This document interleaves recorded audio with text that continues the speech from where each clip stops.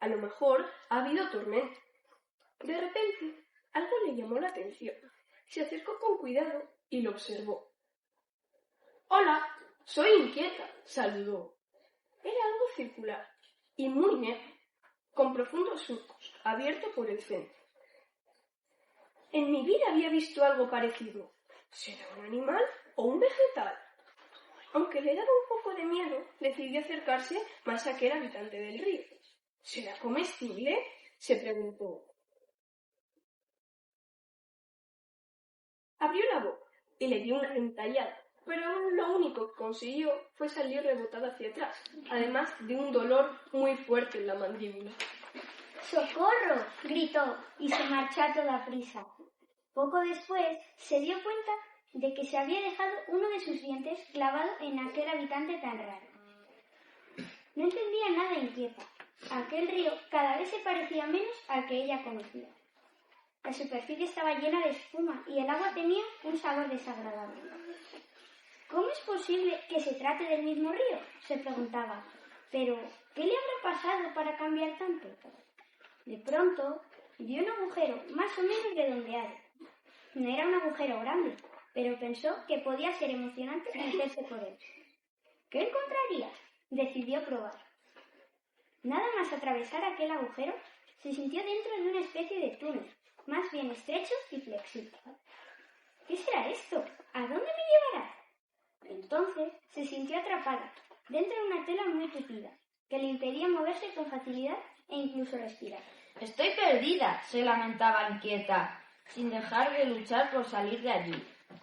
«Creo que me ha tragado uno de esos peces gigantescos de los que hablan las truchas más viejas. Desde luego es un pez muy extraño.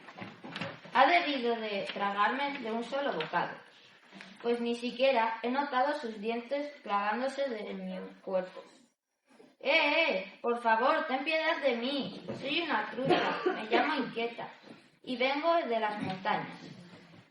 «¿Qué tipo de habitante eres tú? ¿Un pez gigantesco? ¿Un monstruo?» Inquieta luchaba con todas sus fuerzas por librarse de aquella tela tan tupida que no podía atravesar. Cuando se creyó definitivamente perdida, encontró otro túnel, parecido al que había seguido para entrar. No lo dudó y se internó por él. Y después de unos segundos de angustia, consiguió salir. A toda prisa se alejó de aquel habitante tan peligroso sin despedirse. Las aguas del río ya casi no se movían. Parecían las aguas de una alberca, siempre estancadas. Su temperatura había aumentado mucho. El calor era insoportable. Además, estaban tan turbias que no veía más allá de 2 palmos. Inquieta bajó hasta el fondo en busca de un poco de alivio, pero allí solo descubrió extraños habitantes que jamás había visto y que parecían cualquier cosa excepto peces. No entendía cómo podían sobrevivir. Entonces reunió las fuerzas que les quedaban, nadó a la superficie y dio un salto. Salió con ímpetu del río y durante un par de segundos se mantuvo en el aire. Lo que vio a su alrededor la dejó impresionada. Ya no había ninguna montaña cerca, ni praderas verdes, ni árboles, ni casitas aisladas. Ahora el río transcurría entre altísimos bosques de viviendas gigantes, fábricas llenas de chimeneas que no cesaban de humar. Multitud de puentes lo cruzaban de un lado al otro y caravanas interminables de coches pasaban sobre ellos en varias direcciones. «Estoy perdida», dijo Inquieta mientras caía de nuevo al río. «No podré sobrevivir en un sitio como este». Se hundió hasta el fondo sin fuerzas. Apenas podía respirar en aquellas aguas oscuras y malolientes, llenas de espuma, de aceite quemado y de otras sustancias que le resultaban asquerosas. A punto de perder el sentido, Inquieta comenzó a tener una visión. En su mente aparecía la imagen del río cristalino donde había nacido, muy lejos, en las montañas, y aquella imagen le dio fuerzas.